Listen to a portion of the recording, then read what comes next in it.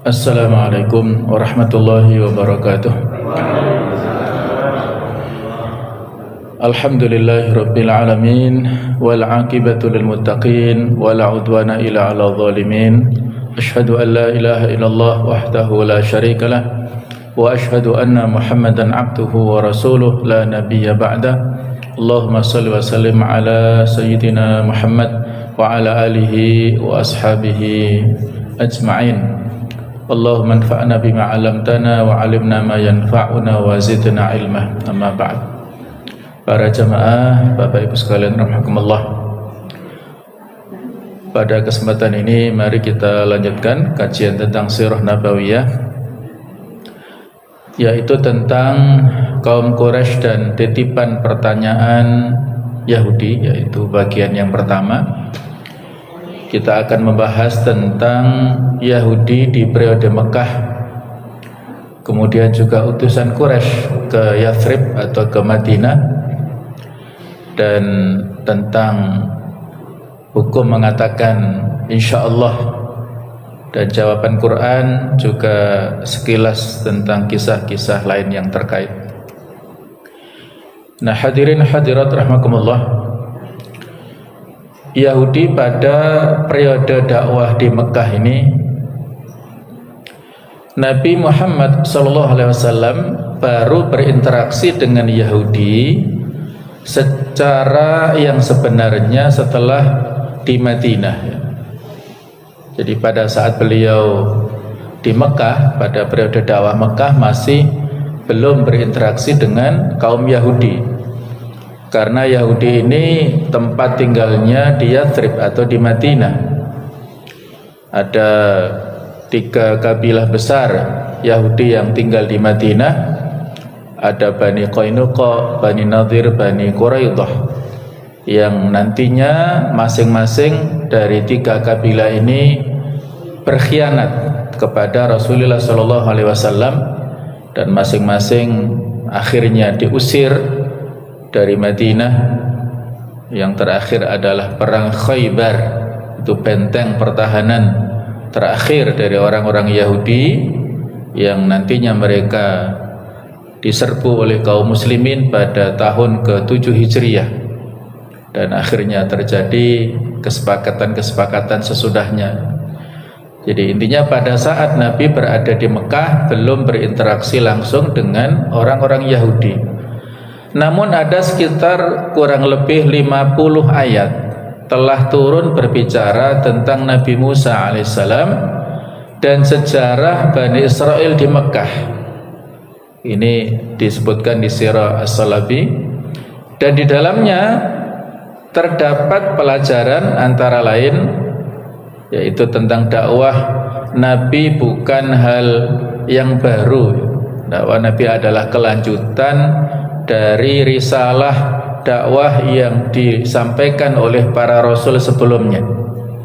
Di akhir surat Al-A'la Allah berfirman, inna hadza la fi suhufil ula suhufi Ibrahim wa Musa. Sesungguhnya ini benar-benar terdapat dalam kitab-kitab yang dahulu, yaitu pada kitab-kitab lembaran-lembaran yang diterima oleh Nabi Ibrahim dan Nabi Musa. Nama Nabi Ibrahim alaihissalam ini disebutkan agar Quraisy bisa mengambil ibrah, karena Nabi Ibrahim adalah merupakan Abul Anbiya, bapak para nabi, dan Nabi Ibrahim pernah tinggal beberapa saat di Mekah, yaitu dengan mengantarkan istrinya Hajar bersama putranya Ismail, ditempatkan di lembah Bakkah saat itu yang tidak ada tanaman sama sekali, yang dalam kondisi tandus, dan atas izin Allah Ta'ala akhirnya mengalirlah sumber air Zam-Zam, dan orang-orang banyak yang akhirnya tinggal di sana, diawali oleh suku Jurhum yang datang dari Yaman. Ketika mereka ingin melanjutkan perjalanan ke Syam, pada saat melihat ada burung-burung yang terbang di langit Mekah, nah, mereka punya kesimpulan ada sumber air di sekitar sini.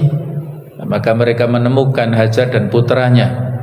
Ternyata betul ada sumber air Zam-Zam, dan mereka minta izin untuk tinggal di sekitar sumber air Zam-Zam dengan membangun tempat-tempat yang belum permanen dan memberikan ongkos, ya semacam ongkos sewanya sebagai ganti mereka bertempat tinggal di Mekah. Disampaikan ongkosnya kepada Hajar itu. Nah, itu berlanjut terus menerus. Jadi Ibrahim meninggalkan putra dan istrinya ini, kemudian pada saat berikutnya Ibrahim datang untuk diperintahkan menyembelih putranya Ismail, kemudian untuk membangun Ka'bah. Pada saat berikutnya ketika Nabi Ismail sudah berumah tangga, Ibrahim juga datang berikutnya 2 kali. Nah, seperti itulah. Jadi nama Ibrahim ini sudah lekat dengan pengetahuan dari penduduk Quraisy ataupun kaum masyarakat Mekah. Sampai ada maqam Ibrahim, ya tempat berdirinya Nabi Ibrahim di dekat Ka'bah itu. Itu hikmah disebutkannya nama Nabi Ibrahim. Sedangkan nama Nabi Musa alaihissalam ini agar kaum Yahudi bisa mengambil ibrahnya. Karena Nabi Musa adalah kaum nabi daripada kaum Bani Israel yang diutus untuk menyampaikan dakwah risalah tauhid kepada Bani Israel. Dan di antara Bani Israel ya mereka ada yang beragama Yahudi ini. Yang keduanya merupakan kaum terbesar di Hijaz, yaitu di Mekah dan di Madinah. Itulah kurang lebih hikmah disebut kata-kata atau kalimat suhufi Ibrahim wa Musa. Kemudian tentang kezaliman Fir'aun setelah menyebut Ad dan Samud. Wa fir'auna dzil autad alladzina taghaw fil bilad fa aktsaru fiha al fasad. Ayat yang ke-10 yaitu kaum Fir'aun yang mempunyai pasak-pasak tentara yang banyak, kemudian yang berbuat sewenang-wenang dalam negeri, lalu mereka berbuat banyak kerusakan dalam negeri itu. Surah Al-Buruj ya, surah 89 ayat ke-10 sampai ke-12 ya. Jadi cerita disampaikan bagaimana kezaliman yang dilakukan oleh Fir'aun setelah kaum-kaum sebelumnya yang melakukan kezaliman dan berakhir dengan kebinasaan. Kata al-autad yaitu dari kata watad, sesuatu yang ditanam ke tanah atau tembok yang kita sebut sebagai pasak ya. Pendapat tentang al-autad ini yaitu alat siksa Fir'aun, bisa juga disebut kata atau memiliki makna piramid, juga bisa bermakna tentara yang banyak. Ini menurut tafsir Ibnu Katsir dan tafsir Maraghi. Sedangkan kata toghaw dari kata togha artinya melampaui batas, seperti pada surah ke-69 ayat ke-11, inna lamma taghal ma'u hamalnakum fil jariyah. Sesungguhnya ketika air melampaui batas, kami bawa kalian di perahu. Jadi kata togho dalam ayat di atas melampaui batas dalam penganiayaan dan berlaku sewenang-wenang. Dan togho ini akar kata dari toghut, segala sesuatu yang menyebabkan seorang hamba melebihi batasannya, baik itu sesuatu yang diibadahi, diikuti ataupun ditaati. Toghut ini ya merupakan sesembahan selain Allah Ta'ala. Faman yakfur bitaghut wa yu'min billah faqad istamsaka bil urwatil wuthqa. Siapa yang kufur kepada taghut dan beriman kepada Allah, maka orang ini telah berpegang teguh dengan tali Allah yang kokoh, dengan agama Allah. Jadi taghut ini harus dihindari ya, segala macam bentuk isma dan sesembahan selain Allah, karena taghut ini adalah yang diibadahi dan diikuti dan ditaati, yang pada saat itu bisa berupa berhala ataupun patung-patung ataupun para pemuka agama atau pemuka pemerintahan yang saat itu membuat kebijakan atau aturan yang bertentangan dengan aturan Allah Ta'ala, kemudian diikuti oleh masyarakatnya, Nah, itu adalah unsur-unsur kesyirikan yang terjadi saat itu. Kesewenangan di atas menghasilkan kerusakan terlihat pada pengkaitan kata tagha dengan kata al-fasad. Kemudian nabi-nabi terdahulu itu pun mendapat penentangan keras. Contoh tentang penolakan Fir'aun yang disebutkan di sini dalam surah 79 ayat 15 sampai 26 ya, kisah bagaimana Nabi Musa alaihissalam diperintahkan untuk mendakwai Fir'aun. Hal ataka hadithu Musa, sudahkah sampai kepadamu wahai Muhammad kisah Nabi Musa, idnadahu rabbuhu bil wadil muqaddasi tuwa, tatkala Tuhannya memanggilnya di lembah suci yaitu lembah Tuwa. Idhab ila fir'auna innahu tagha, pergilah kamu kepada Fir'aun, sesungguhnya dia telah melampaui batas. Fakul hallaka ila anta zakka, dan katakan kepada Fir'aun, adakah keinginan bagimu untuk membersihkan diri dari kesesatan? Wa ahdiyaka ila rabbika fatakhsha, dan kamu adakah keinginan bagimu untuk dan kamu akan kupimpin ke jalan Tuhanmu agar supaya kamu takut kepadanya. Jadi inilah ya kalimat-kalimat lembut yang diperintahkan oleh Allah Ta'ala untuk disampaikan oleh Nabi Musa kepada Fir'aun. Padahal kita tahu Fir'aun ini raja yang sangat zalim, tetapi Nabi Musa tetap diperintahkan dengan kalimat-kalimat yang lembut. Karena sebelumnya Nabi Musa ya ibaratnya anak angkat dari Fir'aun. Saat itu diasuh oleh Asiyah, istri daripada Fir'aun. Dan pada saat Nabi Musa pada waktu remajanya dalam sebuah kasus ya, pernah kita ceritakan secara panjang lebar, dia ada memisahkan pertikaian antara pemuda dari suku Kipti dan dari Bani Israel. Ya, masing-masing dilerai ya, tetapi suku Kipti ini masih melawan. Maka Nabi Musa dengan sekali sentuh, sekali dorong itu langsung terjatuhlah pemuda suku Kipti dan meninggal dunia. Akhirnya tertuduhlah Nabi Musa menjadi pembunuh. Nah, tersebar luas berita itu, akhirnya Nabi Musa lari ya menuju kematian. Itu dalam waktu yang lama di sana ketemu Nabi Syu'aib ya, bekerja di sana sampai 8-10 tahun, kemudian menikah dengan putrinya Nabi Syu'aib. Nah, kemudian baru setelah itu diperintahkan untuk kembali mendakwahkan kepada Fir'aun ini dengan kata-kata kalimat yang lembut. Hallaka ila anta zakka wa ahdiyaka ila rabbika fatakhsha. Fa'arahul ayatal kubra, maka Allah Ta'ala memperlihatkan kepada Fir'aun ini, lalu Nabi Musa memperlihatkan kepadanya dengan perintah Allah Ta'ala mukjizat yang besar.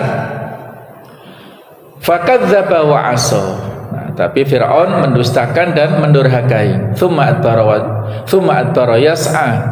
Kemudian dia berpaling seraya berusaha menentang Nabi Musa. Fahasyara fanada.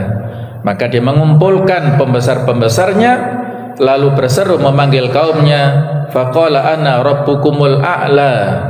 Aku adalah Tuhanmu yang paling tinggi. Fa akhadahu Allahu nakalal akhirati wal ula. Maka Allah mengazabnya dengan azab di akhirat dan azab di dunia. Di akhirat nanti akan masuk neraka dan di dunia mendapatkan kehinaan, yaitu ditenggelamkan di Laut Merah. Inna fi dzalika la'ibratan liman yakhsha. Sesungguhnya pada yang demikian itu terdapat pelajaran bagi orang yang takut kepada Tuhannya. Inilah cerita tentang penolakan Fir'aun yang saat itu didakwai dengan baik-baik oleh Nabi Musa, tetapi membalas dengan kalimat-kalimat yang penolakan yang sangat keras.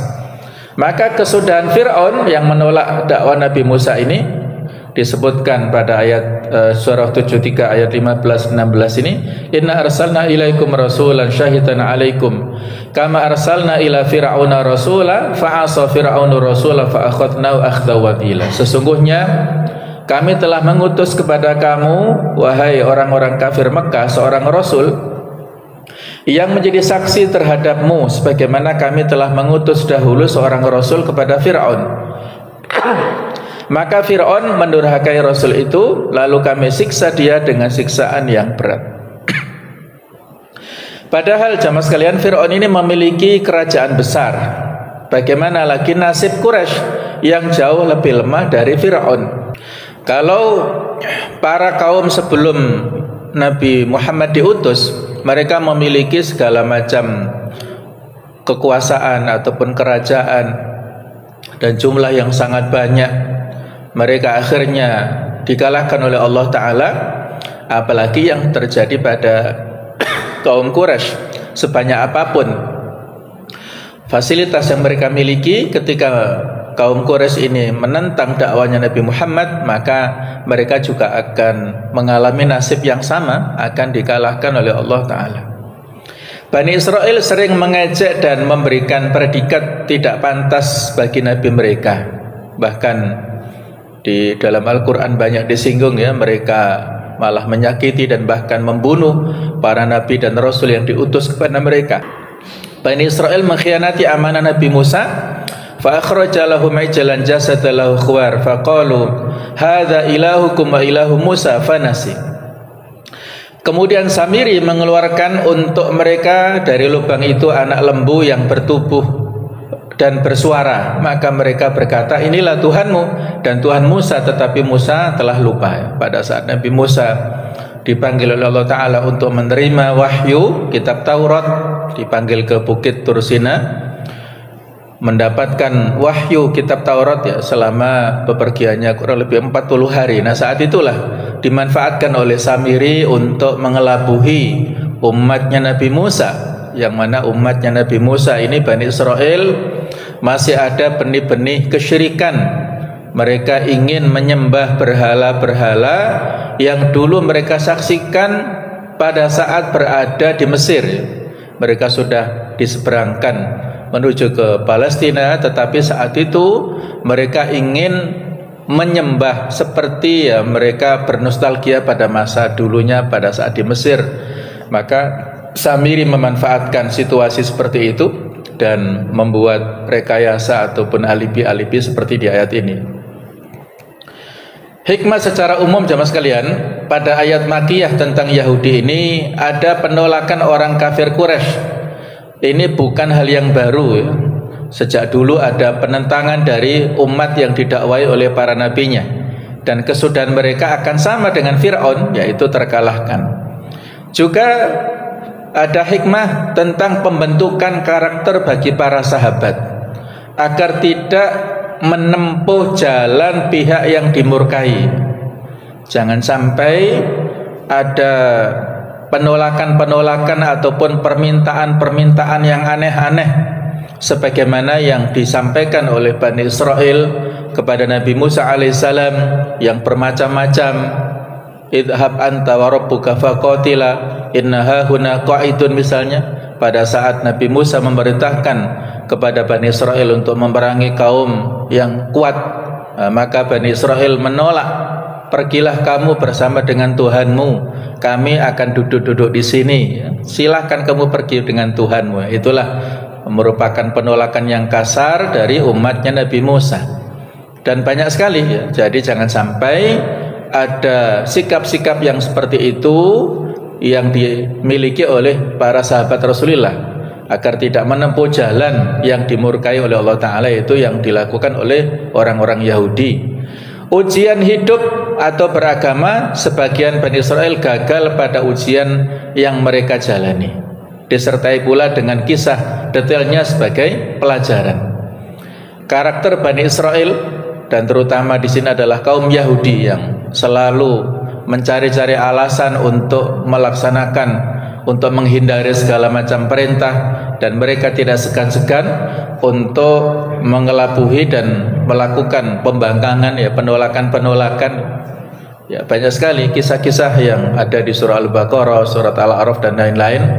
Mereka diperintahkan oleh Allah Ta'ala ataupun dilarang ya. Misalnya salah satu contohnya mereka dilarang untuk mengail ikan pada hari Sabtu, karena Sabtu ini hari raya mereka.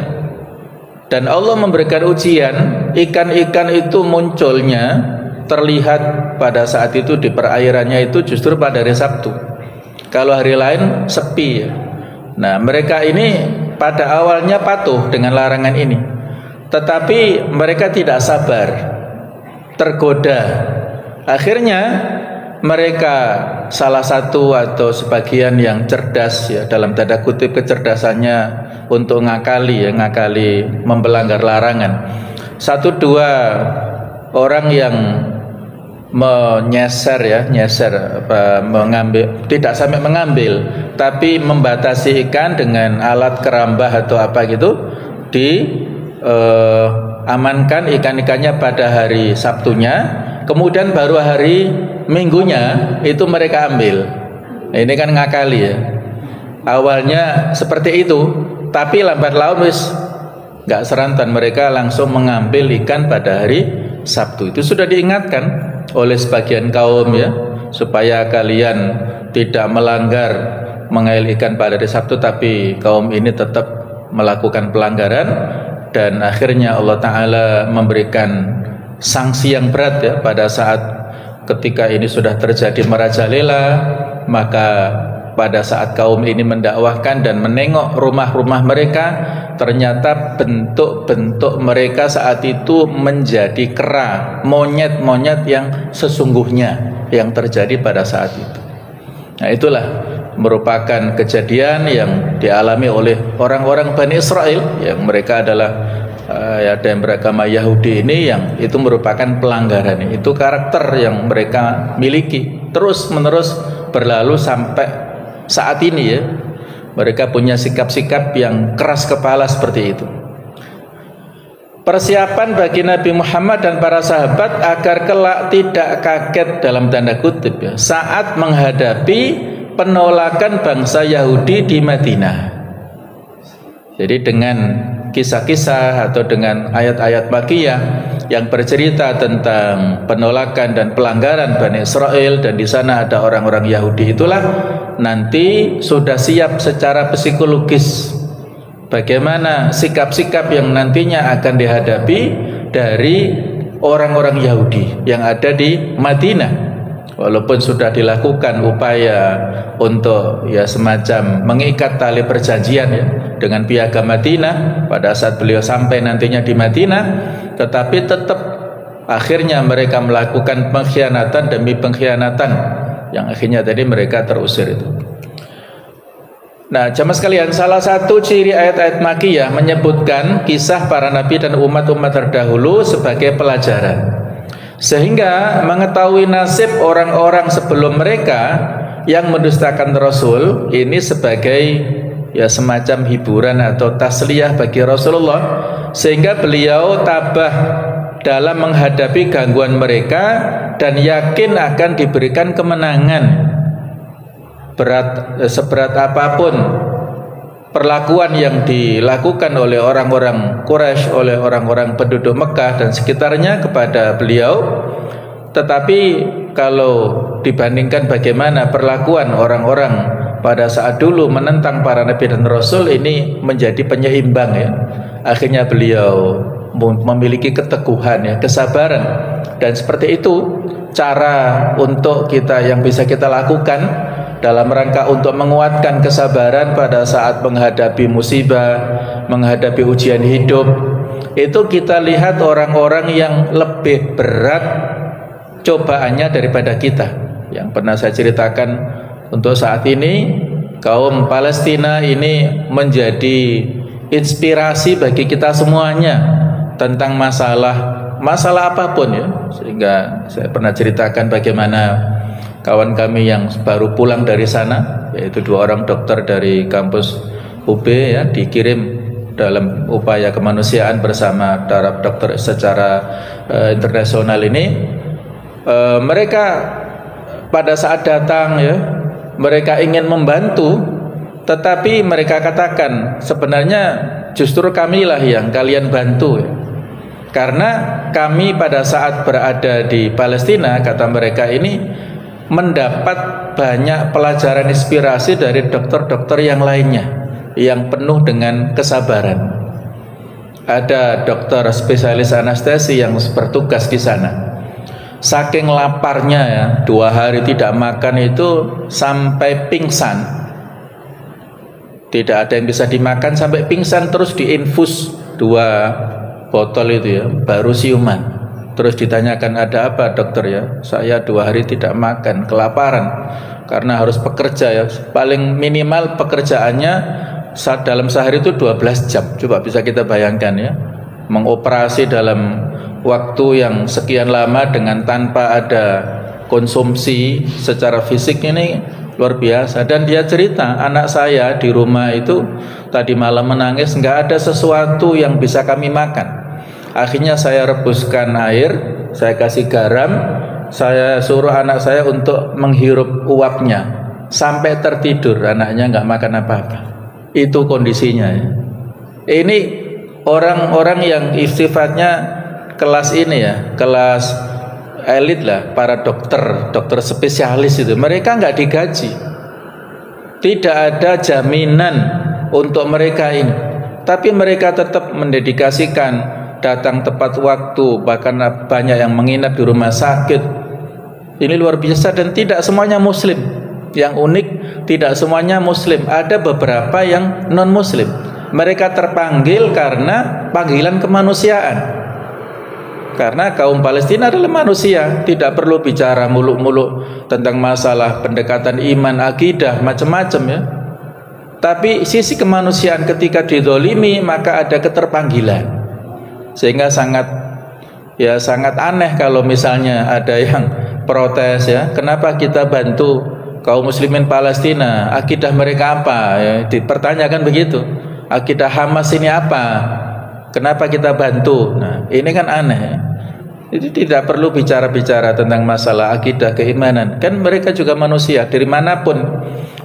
Bukan manusia ketika ada binatang yang dibunuh saja geger sedunia ya. Anjing dibunuh di mana dulu? Nah, ini manusia dibantai sekian ribu kok diam saja ini.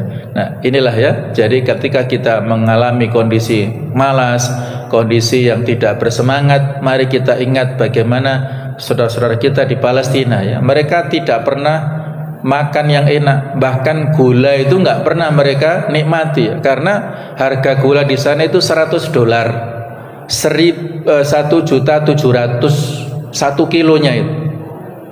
Bisa kita bayangkan 1.700.000 untuk membeli gula, nggak mampu mereka. Dikasih permen itu senangnya luar biasa. Kasih kopiku sama kawan saya itu, waduh dokternya itu memeluk, terima kasihnya luar biasa ya. Kasih 1 permen kopiku saja itu, nggak pernah merasakan seumur hidup, baru sekali itu kenikmatan makan permen itu ya. Nah inilah ya, dalam rangka untuk menguatkan dan memberikan ketabahan, kesabaran pada diri kita, kita harus membaca, mengetahui dan mendengar kisah-kisah yang terjadi pada umat yang lalu dan juga saudara kita di Palestina. Nah kemudian jamaah sekalian, ini yang penting ya, ada utusan dari kaum Quraisy ke Yathrib, ke Madinah. Dalam keadaan frustasi, Quraisy ini mengirim utusan ke Yathrib untuk bertanya kepada rahib Yahudi perihal Nabi Muhammad SAW. Diutus 2 orang, An-Nadhr bin Harith dan Uqbah bin Abi Mu'aid. 2 orang ini representasi dari orang-orang Quraisy. Misi mereka untuk bertanya kepada rahib Yahudi, bertanya tentang 3 hal, yaitu tentang pemuda-pemuda yang telah pergi pada periode lalu dan informasi tentang mereka, karena mereka memiliki informasi menarik yang kita sebut Ashabul Kahfi ya. Cerita tentang pemuda-pemuda dari kalangan elit, mereka melarikan diri dari istana dan mengasingkan diri selama 309 tahun. Siapa mereka? Kisah seorang yang berkelana ke negeri timur dan barat. Kemudian yang ketiga tentang masalah ruh, masalah nyawa. Faqalat lahuma ahbaru Yahud, maka berkatalah ketika sampai sudah di Yathrib, rahib Yahudi berkata kepada mereka berdua, fa idza akhbarakum bidzalika fattabi'uh, jika ia mampu mengabarkan kepadamu tentang 3 pertanyaan, mampu menjawab dengan baik, ikutilah dia. Fa innahu nabi, karena sesungguhnya dia adalah seorang nabi. Wa ilam yaf'al, jika tidak mampu, fa huwa rajulun mutaqawwalun, maka dia hanya laki-laki pembual yang banyak bicara saja. Fasna'u fi amrihi ma bada lakum, maka kerjakan apa yang kalian inginkan terhadapnya. Nah, ini disebutkan di Sirah Ibnu Hisham. Wa ma natanazzalu illa bi amri rabbik, Quraisy menyampaikan kepada Nabi sallallahu alaihi wasallam yang menjawab saat itu, ukhbirukum bima sa'altum anhu ghadan, saya akan kabarkan, akan jawab pertanyaan kalian yang kalian tanyakan ini, saya jawab besok pagi. Nah, beliau lupa, tidak menyebut kata insyaallah. Akhirnya Allah Ta'ala menahan, tidak menurunkan wahyu sampai 15 hari ini, tidak ada jawaban. Sehingga saat itu ada pembulian atau framing dari orang-orang kafir Quraisy tentang ketidakmampuan Rasulullah pada saat itu, ya, tidak mampu menjawab. Diceritakan di Ibnu Ishaq, anna Rasulullah sallallahu alaihi wasallam qala li Jibril hina ja'u. Jadi Jibril datang kepada Rasulullah, kemudian Nabi bersabda, sungguh engkau meninggalkanku wahai Jibril hingga aku berburuk sangka kepadamu. Maka Jibril mengatakan, dan tidaklah kami Jibril turun kecuali dengan perintah Tuhanmu. Kepunyaannya lah apa-apa yang di hadapan kita, apa-apa yang di belakang kita, dan apa-apa yang ada di antara keduanya, dan tidaklah Tuhanmu itu lupa. Di surah Maryam ayat ke-64, ya. Kemudian Al-Aufi berkata dari Ibnu Abbas, Jibril tidak datang kepada Rasulullah dalam waktu yang cukup lama, maka Rasulullah dirundung rasa sedih dan duka karenanya. Kemudian Jibril datang dan mengatakan, wahai Muhammad, dan tidaklah kami turun kecuali dengan perintah Tuhanmu. Wa ma natanazzalu illa bi amri rabbik. Ini disebutkan oleh Mujahid, Jibril tidak turun kepada Nabi Muhammad selama 12 malam atau kurang dari itu. Dari 15 yang masyhur, ya. Dari riwayat yang lain tidak ada masalah, ya. Yang jelas pada waktu yang cukup lama. Kemudian pada saat Nabi bersabda kepada wahai Jibril, sesungguhnya kamu membuat saya sedih sehingga kaum musyrik mempunyai dugaan yang tidak-tidak kepada saya. Maka turunlah firman Allah, wa ma natanazzalu illa bi amri rabbik, dan tidaklah kami turun kecuali dengan perintah Tuhanmu.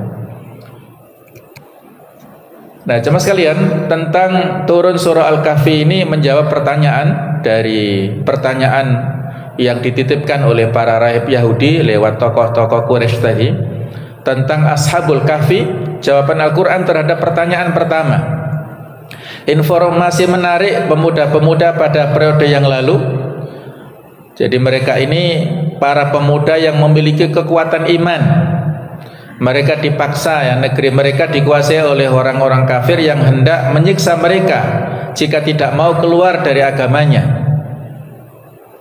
Menurut informasi mereka ini berada di sekitar Romawi, ya. Jadi di sekitar utaranya Yordan, dan mereka ini akhirnya mengasingkan ke gua yang mana Allah Ta'ala menidurkan mereka selama 309 tahun sebagaimana di dalam surah Al-Kahfi. Saat mereka bangun, negeri mereka sudah dikuasai oleh orang-orang yang beriman. Jadi ada pergantian kekuasaan, sehingga pelajaran yang bisa kita ambil, ada ujian dalam beragama, ya. Jadi Al-Kahfi ini ada kisah-kisah yang masing-masing terpisah-pisah, tidak satu kesatuan, ya, tapi kisah-kisah yang terpisah. Ashabul Kahfi ini kapan terjadinya ada beberapa pendapat. Ada mengatakan ratusan tahun sebelum diutus Nabi Isa alaihissalam. Ada mengatakan terjadi pada 3 Masehi. Dan mereka ini mengalami fitnatul din atau fitnatul akidah, cobaan berupa akidah. Mereka ingin menyelamatkan akidah mereka, keimanannya kepada Allah, karena kalau tidak ikut agama kafir maka mereka akan dibunuh oleh raja saat itu yang zalim. Maka mereka orang-orang Ini aslinya adalah para bangsawan, anak-anak bangsawan. Mereka akhirnya melarikan diri ke gua yang seperti ini, kurang lebih situsnya ya. Ini berada kurang lebih 1 jam dari ibu kota Yordania atau dari Aman. Ini ada tulisan Kahfu Ahlil Kahf. Kahfu itu adalah gua, Ahlul Kahfi adalah Ashabul Kahfi. Seperti ini sekarang dijadikan objek wisata. Seperti inilah kurang lebih. Memang ada perbedaan, tetapi sepertinya yang rojih, yang kuat berada di wilayah Yordania ini. Kemudian jamaah sekalian, yang kedua tentang turun kisah Dzulqarnain yang disebutkan tadi. Seorang yang berkelana ke timur dan ke barat. Siapa Dzulqarnain ini? Dzulqarnain artinya adalah yang memiliki 2 tanduk. Al-Qarn itu adalah tanduk, kalau 2 Al-Qarnain ya, memiliki 2 tanduk. Sekilas tentang Dzulqarnain ini, kisah seorang beriman yang diberikan kekuasaan sebagai raja yang luas oleh Allah. Diberikan jalan-jalan untuk mencapainya. Raja tersebut berkelana ke daerah timur dan barat. Diberikan kekuasaan untuk menentukan peraturan, memerintah dengan baik sesuai dengan apa yang dikehendaki Allah, memiliki ilmu pengetahuan teknologi yang canggih, membangun dinding penghalang terhadap Ya'juj dan Ma'juj, tetap bersyukur dan bersandar kepadanya. Para ahli sejarah beda pendapat tentang posisi kerajaan Dzulqarnain. Disebut Dzulqarnain karena ini makna secara hakiki dan majazi ya. Kalau makna hakikinya memang dia punya 2 tanduk. Tanduk yang mana kepalanya itu seperti 2 tanduk. Jadi kuat ya, seperti 2 tanduk itu di atas kepalanya. Kemudian makna secara kiasan karena dia menguasai kekuasaan timur dan barat. Nah, itu sebagai simbol. Jadi dia sukanya berkelana, berjalan sampai ke ujung barat, sampai terbitnya matahari sana. Kemudian menemukan kaum yang mereka ini tidak bisa komunikasi ya, tidak bisa bicara dengan bahasa manusia, tetapi dengan bahasa-bahasa aneh. Kemudian pergi ke timur, mereka berada di suatu kaum yang tidak ada tempat tinggal sama sekali kecuali di gua-gua. Kemudian pergi ke arah utara, ke selatan. Jadi pokoknya seluruh penjuru mata angin ditempuh oleh Dzulqarnain. Dan mereka dan saat itu Dzulqarnain bertemu dengan satu kaum yang dikejar-kejar oleh Ya'juj dan Ma'juj. Akhirnya diperintahkan oleh Allah Ta'ala untuk membuat benteng yang konon ceritanya benteng ini masih ada sekarang, untuk menahan makhluk yang bernama Ya'juj dan Ma'juj. Di mana posisinya ini para ulama beda pendapat. Ada mengatakan di Asia Tengah, di Turki sana. Jadi ini makhluk yang nanti dilepas oleh Allah Ta'ala pada saat menjelang terjadinya hari kiamat. Jadi memang sekarang masih belum turun. Ketika mereka terlepas, itu akan membuat kerusakan bersama dengan manusia, berada di tengah-tengah manusia dan mereka membuat kerusakan. Nah itulah Dzulqarnain yang diantara pelajaran bisa kita ambil. Dzulqarnain ini ada perbedaan tadi. Apakah ada yang mengatakan dia Raja Persia dan Romawi gabungan, ada yang mengatakan dia Raja Persia, ada yang mengatakan yang lainnya ya. Jadi tidak ada keterangan yang rojih masalah posisinya. Dan intinya adalah ada fitnatul mulk, ujian dalam hal kekuasaan. Saat itu Dzulqarnain kapan terjadinya? Menurut ahli sejarah, Dzulqarnain ini hidup pada zamannya, kurang lebih pada kisaran zamannya Nabi Ibrahim alaihissalam. Menurut beberapa informasi ya, Allah alam sejauh mana kerojihannya atau kekuatannya. Kemudian yang bisa kita ambil pelajaran yang tadi kita sudah singgung tentang kata-kata insya Allah. Sepertinya sepele, tapi ini berat konsekuensinya apabila tidak kita katakan ya.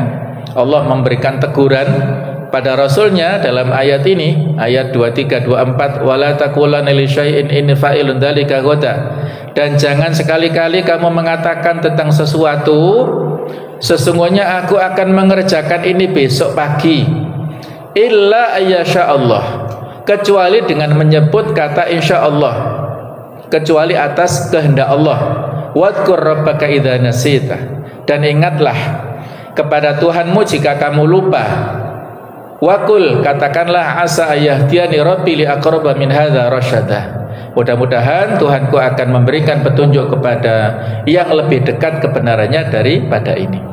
Jadi kita tidak boleh berjanji untuk mengatakan ataupun untuk hadir, untuk memenuhi undangan, kecuali dengan mengatakan insya Allah.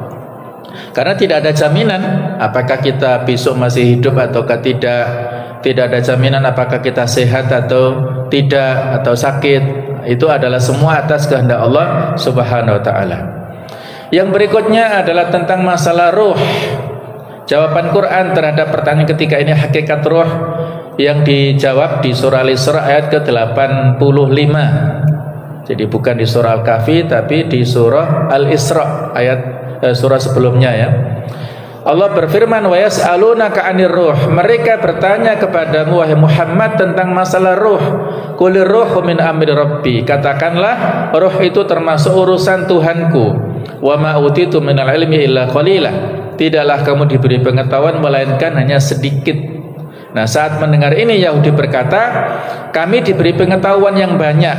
Nah, maka turunlah ayat 8, surah 18 109, qul law kana al-bahru midada li kalimati rabbi lanafidal bahru qabla an tanfada kalimatu rabbi walau ji'na bimithlihi madada. Katakanlah, kalau sekiranya lautan menjadi tinta untuk menulis kalimat-kalimat Tuhanku, sungguh habislah lautan itu sebelum habis ditulis kalimat-kalimat Tuhanku, meskipun kami datangkan tambahan sebanyak itu pula.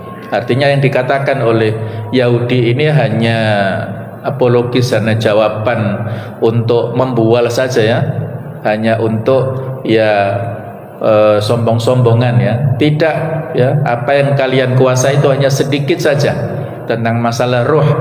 Apakah pada saat nanti manusia misalnya ya dicabut rohnya oleh Allah Ta'ala, kemudian nanti pada saat berada di alam barzakh, ketika mendapatkan nikmat atau azab kubur, itu rohnya membersamai atau tidak. Ketika roh ya manusia yang di kuburan itu, rohnya di mana? Apakah ada perbedaan antara orang muslim dan orang kafir? Kemudian rohnya para syuhada itu di mana, dan sebagainya dan sebagainya. Ada kitab menarik dari Ibnu Qayyim yang judulnya Ar-Ruh. Nah, itu sepertinya perlu panjenengan jadikan referensi ya, supaya menambah informasi pengetahuan kita tentang masalah ruh ini. Walaupun catatannya memang ya sedikit yang kita dapatkan ya ilmunya itu, tapi dengan menggali informasi insya Allah pengetahuan kita lebih menguatkan ya iman kita kepada Allah Ta'ala sebagai pencipta ruh itu. Demikianlah jemaah sekalian tentang pembahasannya. Untuk bagian pertama insya Allah kita lanjutkan pada waktu yang akan datang. Mudah-mudahan masih ada umur panjang sehingga kita selalu bisa mengkaji ilmu-ilmu keislaman, terutama dalam hal sirah nabawiyah. Mohon maaf kalau ada kekhilafan. Subhanakallahumma bihamdik asyhadu an la ilaha illa anta astaghfiruka wa atubu ilaik. Wassalamualaikum warahmatullahi wabarakatuh.